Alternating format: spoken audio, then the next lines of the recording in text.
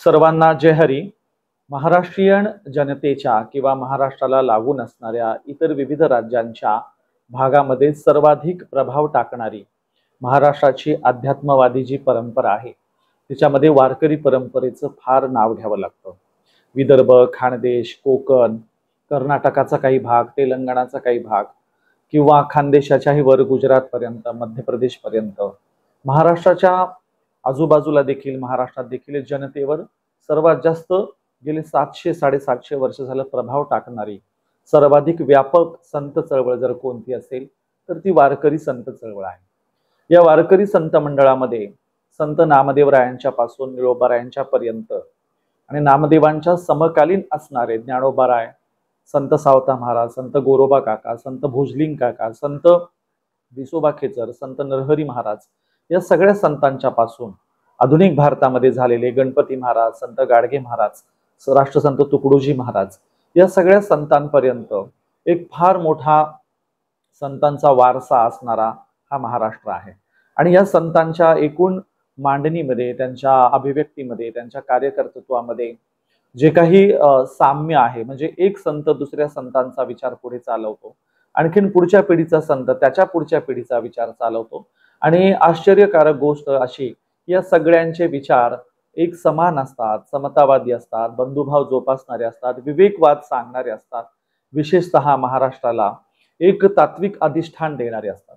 आणि म्हणून या सगळ्या एकूण संतांच्या विचारांचा काय मतितार्थ होता, त्यांना काय म्हणायचं होतं, संत चळवळीचं अंतरंग काय होतं हे समजून घेण्यासाठी आज अनेक लोक प्रयत्न करत असतात. अनेक लोक प्रश्न विचारतात की एकूण समग्र वारकरी संत चळवळ आम्हाला समजून घ्यायची तर आम्ही काय अभ्यासलं पाहिजे, काय वाचलं पाहिजे, किंवा कुठून ह्या वारकरी संत चळवळीला समजून घ्यावं, कोणता सोर्स वापरावा. खरं तर प्रधान आणि मूळ सोर्स हे संतांचे अभंगच असतात, त्यांचा गाथा असतो. पण आजच्या धकाधकीच्या काळामध्ये सगळ्यांना ती सगळी अभंग वाचणं होणार नाही, ते समजून घेणं होणार नाही. नामदेवरायांचा गाथा तर तुम्ही बघायला जाल तर प्रचंड भला मोठा त्यांचा तो गाथा आहे. म्हणून नामदेवरायांच्या पासून तुकोबारायांच्या पर्यंत ही सगळ्या संतांचा अभंग गाथा वाचणं, समजून घेणं आज प्रत्येकाला शक्य नाहीये.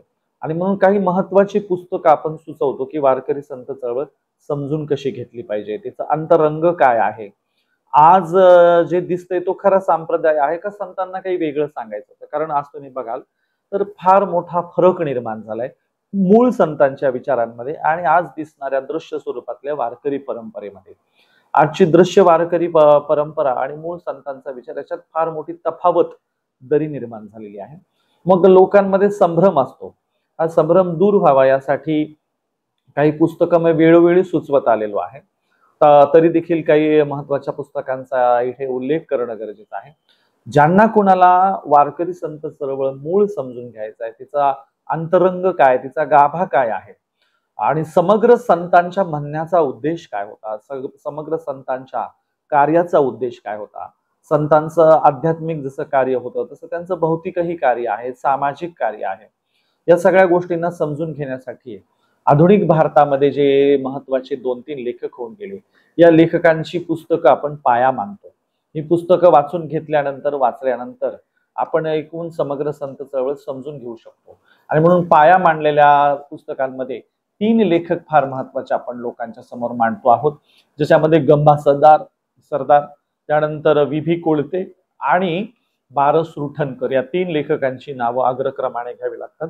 या तिघांचं साहित्य, तिघांची ग्रंथ, तिघांची पुस्तकं म्हणजे वारकरी संत चळवळीला समग्र समजून घेण्याचा एक प्रयत्न आहे. आणि म्हणून आपण या वारकरी संत चळवळीला समजून घेण्यासाठी जी 3 लेखक सांगतो त्यांची 3 महत्वाची जी पुस्तकं आहेत त्याच्यामध्ये महाराष्ट्रीय संत मंडळाचे ऐतिहासिक कार्य बारस रुठणकरांचं हे पुस्तक आहे. हे पुस्तक तुम्हाला ऑनलाईन उपलब्ध होतं, तुम्ही कुठल्याही पुस्तक विक्रीच्या साईटवरून हे पुस्तक ऑनलाईन मागवू शकता. आणि हे पुस्तक फार महत्वाचं आहे. त्याच्या जोडीला संत वाङ्मयाची सामाजिक फलश्रुती हे गंबा सरदार यांचं पुस्तक आहे. संत वाङ्मयाची सामाजिक फलश्रुती हे देखील आपण पुस्तक वाचलं पाहिजे. आणि तिसरं आहे मराठी संत मंडळाचे सामाजिक कार्य विभी कोळते यांचं.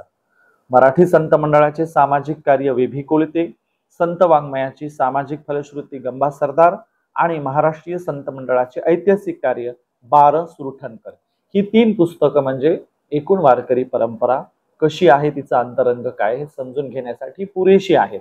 ही 3 पुस्तके प्रत्येकाने वाचली पाहिजे, संग्रही ठेवली पाहिजे. त्यातलं माझ्या हातात जे पुस्तक आहे ते गंबा सरदारांचं, सॉरी, 12 सुरठणकरांचं आहे. 12 सुरठणकरांचं सामाजिक चळवळीत एक विशेष असं योगदान राहिलेलं आहे. त्यांची इतरही बरीचशी ग्रंथ आहेत आणि त्यांनी स्वातंत्र्याच्या पटलावर आधुनिक भारतामध्ये वारकरी संत चळवळीचं फार सुंदर सविस्तर असं विश्लेषण केलेलं आहे. नामदेवरायांच्या पासून तर आधुनिक भारताच्या आत्ताच्या कालखंडापर्यंत ही संत चळवळ कशी कार्य करत आली, तिने महाराष्ट्रावर कसा प्रभाव टाकला, तिच्या निर्मितीची काय कारणं होती, म्हणजे नामदेवांच्या ज्ञानोबारायांच्या नंतर ही चळवळ पुढे कुणी चालवली, एकनाथ महाराजांच्या बद्दल त्यांनी फार सुंदर विवेचन केलंय. नामदेव आणि ज्ञानोबारायांच्या नंतर एकनाथ महाराजांच्या नंतर तुकोबाराय आणि मग छत्रपती शिवरायांची सामाजिक चळवळ, राजकीय चळवळ, याच जोडीला पुढे आधुनिक भारतात हे कसं संत चळवळीचा प्रभाव राहिला याबद्दल त्यांचं फार सुंदर विश्लेषण या पुस्तकामध्ये आहे. याच्यामध्ये जो त्यांनी विभाग केले त्याच्यामध्ये संत चळवळीचे समालोचन नावाचा पहिला विभाग आहे. त्याच्यामध्ये संक्रमणाचे मनाचे पूर्वसंकेत, संतकालीन महाराष्ट्र, संत चळवळीतील सामाजिक संघर्ष, संत चळवळीचे तत्वज्ञान, नामदेव ज्ञानदेव कालखंड, एकनाथांचा कालखंड, तुकाराम आणि त्यांचा कालखंड किंवा पुढचं प्रकरण आहे तुकारामानंतर. त्यानंतर त्यांनी दुसरा जो भाग केला त्याच्यामध्ये संत चळवळीचे मूल्यमापन, म्हणजे कुणावर प्रभाव पडला, कशी ती संत चळवळ पुढे गेली. त्याच्यामध्ये संत संप्रदायावरील आक्षेप त्याचं त्यांनी खंडन केलेलं आहे. त्यानंतर संत चळवळ आणि समाज सुधारणा, संत चळवळ आणि मराठ्यांचा उदय, पेशवाई आणि ब्राह्मणी धर्माचे पुनरुत्थान, साक्षात्काराच्या घटनेची छाननी, संत चळवळ आणि सामाजिक क्रांती आणि मग समारोप पुनरावलोकन, अशा प्रकारची प्रकरण असणारे हे सर्वव्यापक आणि सगळ्या अँगलनी सगळ्या बाजूनी चर्चा करणारे पुस्तक आहे. हे पुस्तक जे विविध दृष्टिकोन ठेवून लिहिलेलं आहे त्यातलं सगळ्यात महत्वाचं ऐतिहासिक भौतिकवादी दृष्टिकोनातून लिहिलेलं हे पुस्तक आहे आणि ते इतिहासाच्या तथ्यांच्या जवळ जाणार आहे. त्यातला सगळ्यात महत्वाचा त्यांनी जो मुद्दा दिला आहे तो मुद्दा असा आहे की ही संत चळवळ का उदयाला आली, उदयाला येण्याची कारण काय होती. तर त्याच्यामध्ये कारागीर जातींचं पहिलं बंड झालं आणि कारागीर जाती ह्या क्रायसिस मध्ये सापडलेल्या होत्या. जाती व्यवस्था भीषण रूप धारण करत होती. कारागिरांच्या कारागिरीवर, त्यांच्या व्यवसायावर गदा येत होती. कारागिरांचा जगाशी होणारा व्यापार आता थंडावत चालला होता आणि मग राजकीय राज्यकर्त्यांची बंधनं आणि धार्मिक ब्राह्मणशाहीची बंधनं यातून कारागीर जाती अडचणीत सापडल्या आणि त्यातून पहिल्यांदा कारागीर जातींनी अध्यात्माच्या दारात बंड केलं. या प्रकारची ही मांडणी आहे आणि ती वास्तववादी आहे, वास्तवाच्या जवळ जाणारी आहे. त्याच्या जोडीला मग या कारागिरांच्या बंडामध्ये पहिलं जे बंड घडून आणतात ते संत नामदेवराय आणि मग नामदेवराय हे शिंपी जातीतले आहेत. शिंपी जातींच्या जोडीलाच मग सोनार या जातीतले नरहरी महाराज आहेत. कुंभार या जातीतून गोरोबा काका आहेत. सुतार या जातीतून संत भोजलिंग काका आहेत. अशा प्रकारे हे सगळे कारागीर जातीचं पहिलं बंड होतं आणि मग पुढे संत एकनाथ महाराज या बंडात संतांच्या चळवळीत सहभागी होतात आणि ते अस्पृश्यता निर्मूलनाचं कार्य अगदी स्वतःला झोकून देऊन करतात. पुढे तुकोबाराय देखील व्यापारी होते. शेती करता करता त्यांनी व्यापारही करायचा प्रयत्न केला. आजूबाजूला पडलेला दुष्काळ आणि व्यापारात झालेला तोटा या सगळ्या भौतिक परिस्थितीतून कुटुंबात काही सदस्य दगावले, या सगळ्या गोष्टीतून तुकोबाराय आत्मचिंतन करतात, लोकांना कर्जमुक्त करतात आणि त्यातून या संत चळवळीचा ते एक मोठा भाग बनतात आणि सर्वात मोठी साहित्य निर्मिती ते तुकोबाराय करतात. अशा प्रकारे पुढे या एकूण संत चळवळीचा प्रभाव महाराष्ट्रातल्या जनतेच्या मनामनावर होतो आणि त्यातून मग शिवरायांचं स्वराज्य उभं राहतं. त्या शिवरायांच्या स्वराज्यावर संत चळवळीचा, समतेचा, बंधुभावाचा, एकोप्याचा, समतेचा कसा प्रभाव आहे ते लेखक या पुस्तकामध्ये दाखवतात. पुढे रामदास ही एकांगी भूमिका घेतात आणि ते पेशवाईच्या निर्मितीला कारणीभूत ठरतात. हे ठोस मांडणी, हे ठोस मूल्यमापन 12 सुरठणकरांनी या पुस्तकात केले आणि ते वास्तव आहे. आजही दासबोधातली रामदासाची मांडणी बघायला जाल तर ती एक प्रवाही, एकांगी, एकाच जातीचं लांगुल चालन करणारी आहे. विशेषतः ब्राह्मणांनाच ब्राह्मणत्व आणि मोठेपण देणारी आहे. स्थापन कराव्या ब्राह्मण मंडळ्या असं रामदास म्हणाले. गुरु हा ब्राह्मणच असला पाहिजे, ब्राह्मणांचंच वर्चस्व असलं पाहिजे, अशा प्रकारच्या मांडणीतून पुढे पेशवाई आली. आणि पेशवाई ही अत्यंत एकांगी एक जातीय स्वरूपाची राहिली. तिने केवळ ब्राह्मणांच्या लांगुल चालनावर, पूजा अर्चेवर यावरच सगळा पेशवाईचा खर्च केला. अशा प्रकारची मांडणी लेखकाने या पुस्तकात केलेली आहे. आणि म्हणून हे पुस्तक सर्वांगाने मूल्यमापन करणार आहे, महाराष्ट्राच्या सगळ्या बाजूनी चौफेर मांडणी करणार आहे, सगळ्या संतांचा संदर्भ घेणार आहे आणि ते संतांच्या अभंगांच्या द्वारे दाखले देत मांडणी करणार आहे. संत केवळ अध्यात्मातच रममाण होणारे होते, केवळ एकांतात जाऊन राहणारे होते असं नव्हे, तर संतांनी आजूबाजूची परिस्थिती पाहिली, त्या परिस्थितीची भीषणता आपल्या अभंगात, आपल्या साहित्यात व्यक्त केली. संतांनी अस्पृश्यतेवर प्रहार केले, भेदभावावर प्रहार केले, गरीब श्रीमंतीच्या दरीवर प्रहार केले, तशी मांडणी केली. त्यांनी देवाच्या विठ्ठलाच्या दारात हे प्रश्न उपस्थित केले आणि मग संतांनी या प्रकारची मांडणी आपल्या साहित्यातून भेदकपणे केलेली आहे. हे संदर्भ लेखक लक्षात आणून देतात. आणि म्हणून संतांनी महाराष्ट्र थंड केला, संतांनी महाराष्ट्र काय म्हणता येईल त्याला शौर्य पराक्रमापासून दूर नेला, हे जे आक्षेप आहेत ते लेखकांनी खोडलेले आहेत. संतांनी महाराष्ट्र प्रयत्नवादीच बनवला. संतांनी महाराष्ट्राला काही दैववादाच्या खाणीत त्या दरीत लोटलेलं नाहीये. अशा प्रकारची मांडणी लेखकांनी केलेली आहे आणि ती वास्तव आहे.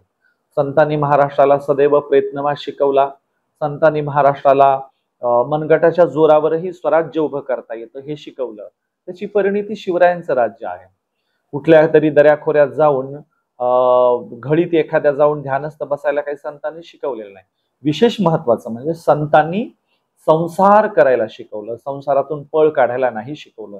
या प्रकारची देखील मांडणी बारस उरठणकरांनी केलेली आहे आणि ती योग्य आहे. कोणत्याही संतांनी संसार त्यागलेला नाही. असोणी संसारी जीवे वेगू करी असं म्हणत संत संसारात राहून दुःख मुक्ती करायला बघतात. ठीक आहे, मान्य आहे, संसार हे दुःखाचं मूळ आहे, संसार दुःख मूळ चोहीकडे इंगळ, पण ते काही त्यागायची, त्यापासून दूर जायची गरज नाही. संसारात राहून तुम्हाला मुक्ती मिळवता येते, मोक्ष मिळवता येते असं संतांनी सांगितलं. संतांचा मोक्ष म्हणजे इहलोकीचा मोक्ष आहे.